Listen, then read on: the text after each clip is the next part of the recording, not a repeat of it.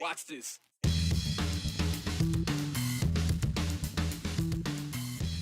Ahead for you on this Monday edition of the 208. Why do lawmakers from Massachusetts, Illinois, and Connecticut care about the University of Idaho's plan to buy a for-profit university? Well, they say it's bad for U of I's brand.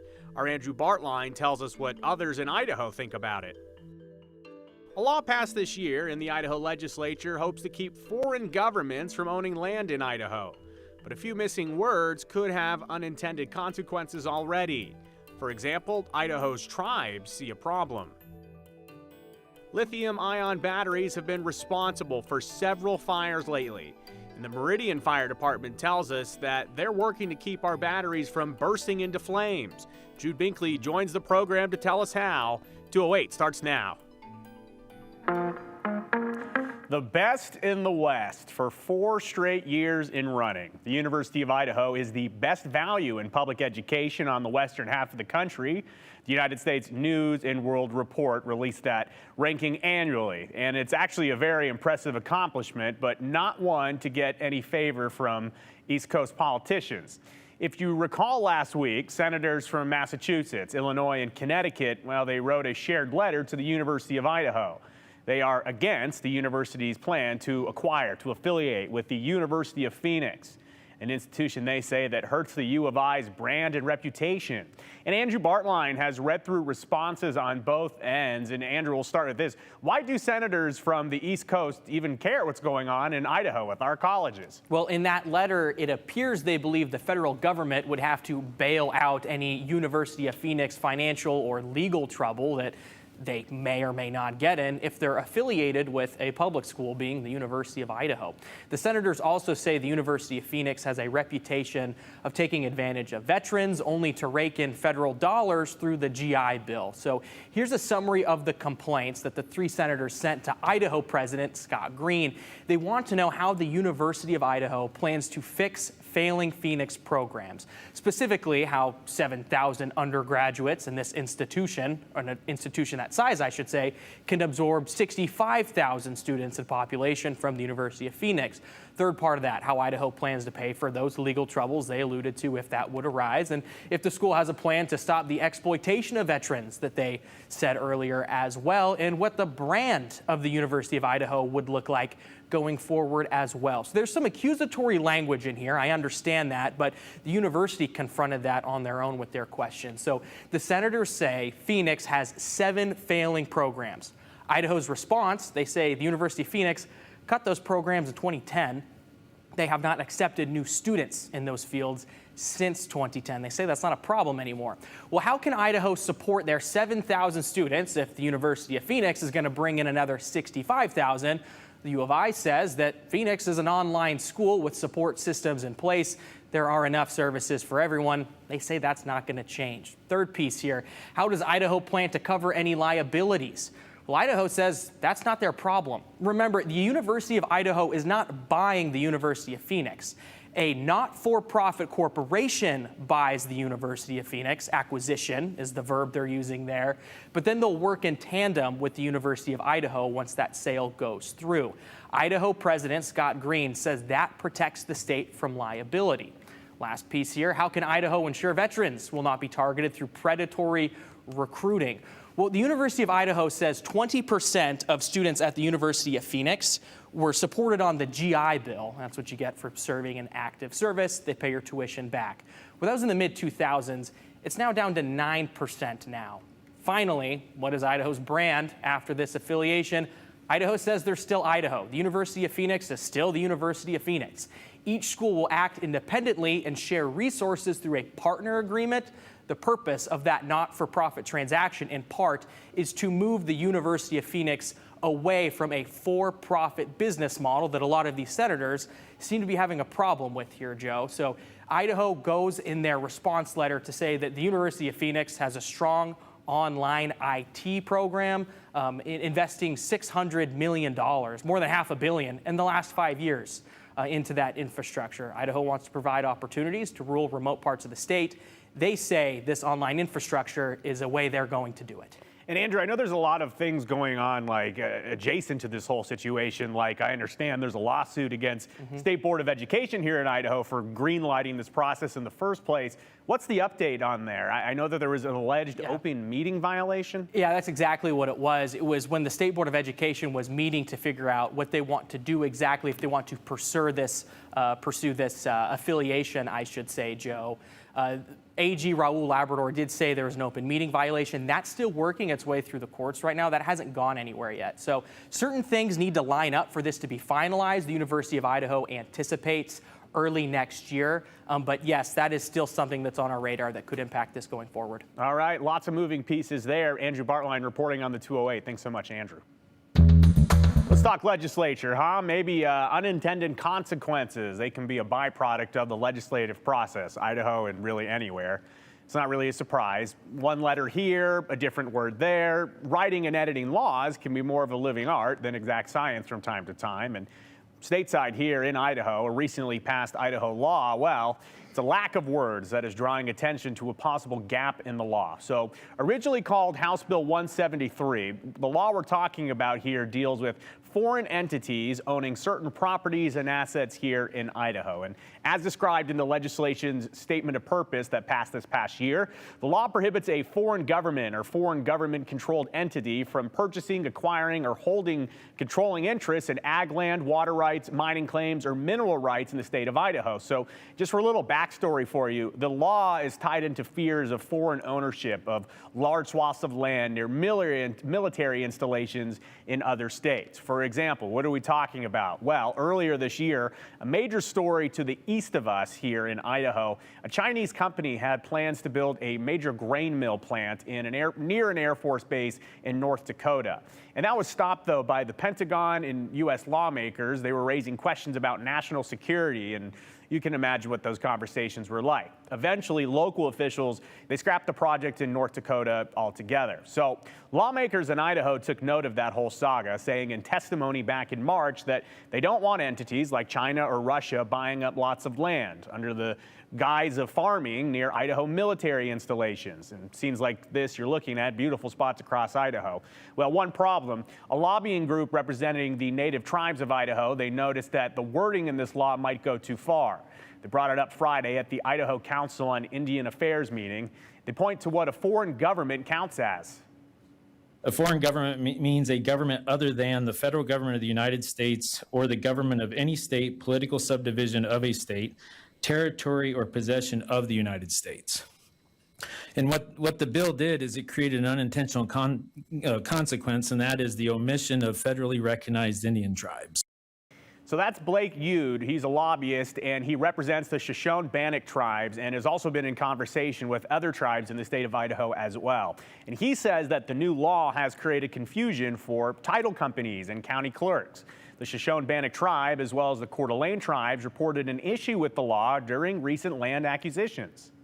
It really becomes an issue of, while the legal precedence is there, title companies aren't exactly always legal scholars, and that's not an insult to the title companies, but having it be very clear in the definition, since the definition is very specific on who's excluded, as a foreign government, would just make this a lot cleaner, more specific, and take the hitch out of these transactions. So we're at the solution phase of our story, and a final one will need to wait until the legislature fully reconvenes. That'll likely be in January. But here's the suggestion from the tribes and the reception that they're getting on making the change from the stakeholders.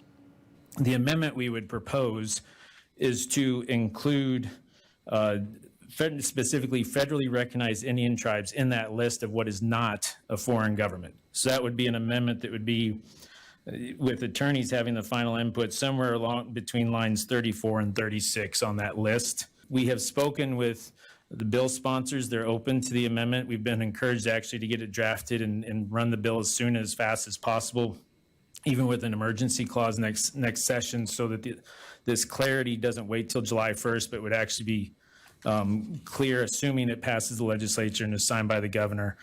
So another item for us to track heading into 2024. Lithium ion batteries, you know what they are? Well, they are all around us, charging many of the devices we use daily, maybe one in your hand right now. But those little batteries could be a big problem if you're not careful. The Meridian Fire Department says that they responded to 3 garage fires caused by lithium ion batteries in just the last 2 weeks. News Channel 7's Jude Binkley joins us now. We spoke with Meridian Fire about things to keep in mind to avoid the fire. Jude? Well, Joe, lithium ion batteries could be in your cell phone, laptop, cordless drills or vacuums, and in e-bikes. The batteries allow for more energy in a smaller space and have been getting popular in devices, which is why Meridian Fire says they're seeing an uptick in fires caused by lithium batteries. Fire officials say layers of ions work inside the battery to create energy, and when one of them breaks, it goes into something called thermal runaway, creating a lot of heat that expands through the battery that causes a burst of fire that could ignite things around it. Now, Brandon Medica is the captain of fire inspection for Meridian Fire. He says the batteries are pretty safe as long as you use them in the right way. If it's your cordless vacuum, you leave it plugged in because maybe you're done vacuuming at night, you want it to charge overnight. We kind of think of the theory as you wouldn't start cooking and leave your kitchen and or your house if you were cooking. Kind of think of that as the same theory with batteries. And lithium-ion batteries can get damaged if they're dropped, overheated, or if it's too cold. Using the wrong charger or a knockoff charger could also damage a battery, especially if the amperages aren't compatible. Meridian Fire says to help prevent a fire, make sure you unplug devices using lithium-ion batteries at night and take the battery out of the charging device when you're not home. You could also have a protected, fireproof area where you're charging batteries. And Joe, Meridian Fire is also recommending people install heat detectors in their garage. Since you can't have a smoke detector there, a heat detector would warn residents if that space gets too hot. All right. Well, Jude Binkley with the report here on the 208. Thank you so much. We'll hear more about that from Meridian Fire coming up next on the news at 6. Okay, mark your calendars. Tomorrow is National Voter Registration Day. Yes, get the cake. And the 2024 election will be here before you know it. So now is a perfect time to make sure that you are registered to vote in the election. Maybe you've moved recently, maybe you changed your name, maybe you got married, maybe you turned 18, or maybe you've just never been registered to vote in the state of Idaho. Well, get it done. Tomorrow's the big day. In fact, Governor Brad Little signed an official proclamation recognizing the day, encouraging all people to register to vote, regardless of their party. And on top of that, the Secretary of State is partnering with the Ada and Canyon County elections offices to offer voter registration in front of the Idaho State Capitol tomorrow. You can go do that from 10 a.m. to 4 p.m. To check on your registration online, just go to voteidaho.gov. Couple of traffic alerts and an update to the housing prices in our area. Morgan Romero joins us with the 411 from around the 208. Franklin Road is closed between Eagle Road and Cloverdale Road for underground water line and storm drain tie-ins for ACHD's new Traffic Operations Center. Drivers should use Fairview Avenue or Overland Road as a detour. The road is expected to reopen the first week of October. Also starting today, Can-Ada Road is closed between Highway 44, or State Street, and New Hope Roads. To get around the closure, you should use New Hope Road to the north and State Street to the south. This road is expected to reopen on Friday. After years of a red-hot housing market across the Treasure Valley, data continues to show the market here is cooling. Data from the Intermountain MLS shows the median home sales price in Ada, Elmore, and Gem counties have all dropped year over year. Experts say Idaho has maintained its level of interest as more companies and development move into the state. And that's your 411 from around the 208. I'm Morgan Romero.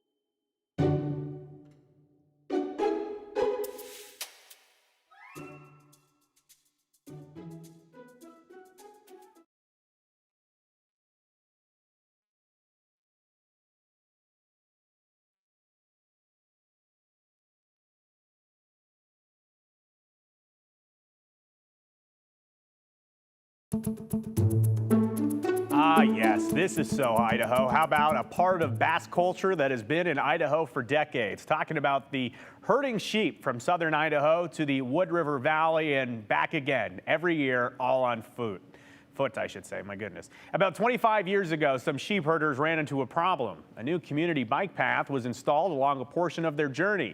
Long story short, the bike path users weren't crazy about having to share with sheep. So Diane and John Pavey, sheep ranchers in the area up in Sun Valley area, they invited a few community members to join them as they herded the sheep. That one simple walk has since morphed into the iconic Trailing of the Sheep Festival. Every fall, 1,500 sheep make their way from the Wood River Valley down to southern Idaho for the winter. Hundreds, if not thousands of people line the streets of downtown Ketchum to watch their migration and hear stories from local sheep ranchers and herders. Well, now that festival, it's been chosen as one of the top 10 best fall festivals. It's according to USA Today. If you care what they think, we do. I think they're a good publication. Anyways, this year's Trailing of the Sheep kicks off on October 4th. It runs until the 8th, and you can find all the details at trailingofthesheep.org. If you've never been there before, go check it out. It is quite a sight. All right, here's a story we got from The Wires from 1999. That is Barbed Wire. It's about a lady who's discovered the business and the beauty of recycling. It's one of those trash into treasure stories, and John Miller welds it all together in today's 208 Redial. It's hard to say exactly what's the coolest thing about Bernie Jestrebeck Hart's sculptures. It's all recycled barbed wire. Could be where they come from, It's my dream shop. or what they come from. I don't know about that yet. That's just got a neat old handle. Could be part of a racehorse or a rodeo scene. You never know. You see, the beauty is Bernie always keeps you guessing. Saves my arm. In a suit from outer space, with sheet metal from a salvage yard, she's like the sparks flying, hammer pounding, welding, grinding, aluminum metal mama. And I'm so sweet besides. Turning the world's old barbed wire into life-sized cowboys, junk into jockeys. You put them out in their place and they look... Real. I hope.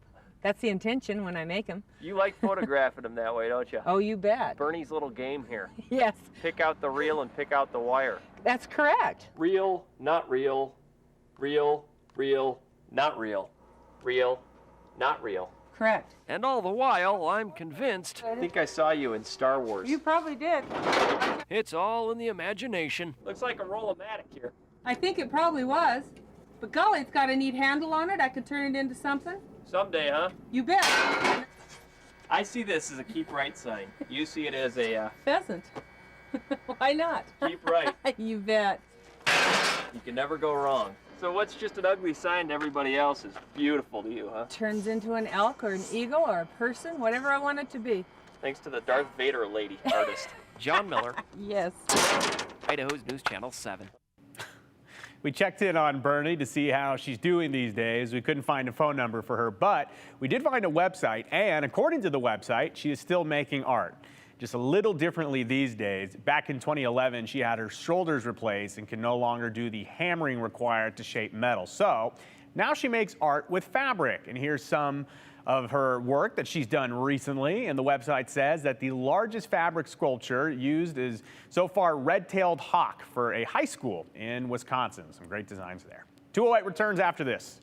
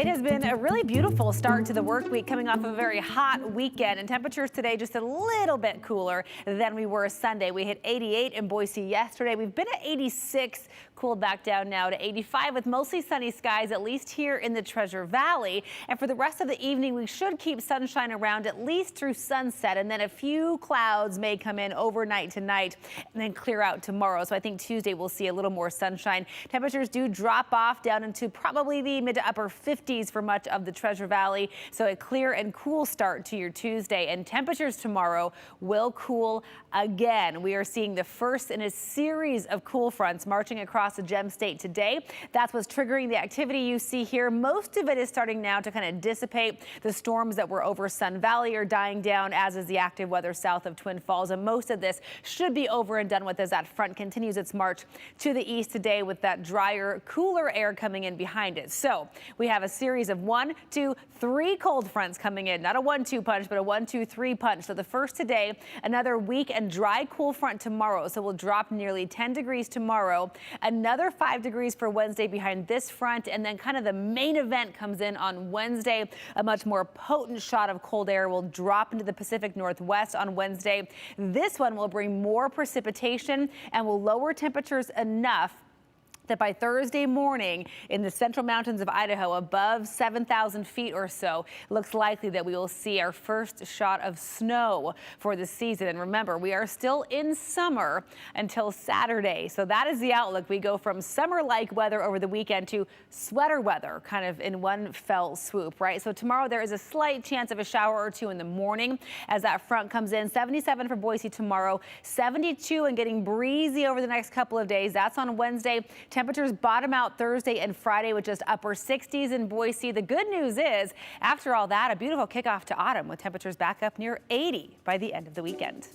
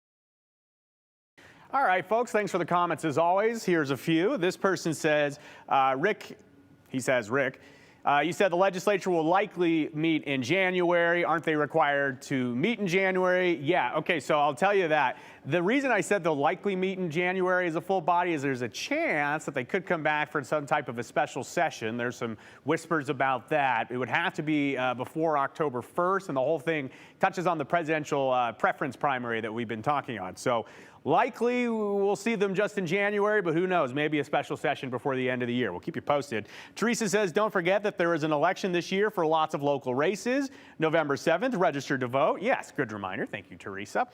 This person says, I love the 411 and the 208 redial. Great work on all who are involved in bringing these features to the 208. I was just going to tell you, there's a lot of great people that work on the 208. I want to shout out Logan Smith. He always does a fantastic job. And then this person says, thank you for promoting trailing of the sheep in the Wood River Valley. Too bad you didn't use footage of the real event. You're right, miscommunication on the video end. So here are some great pictures from the Wood River Valley. They bring the sheep right down Main Street with the herding dogs and everyone. It's amazing. It's silent. You got to see it up there. All right, see you tomorrow.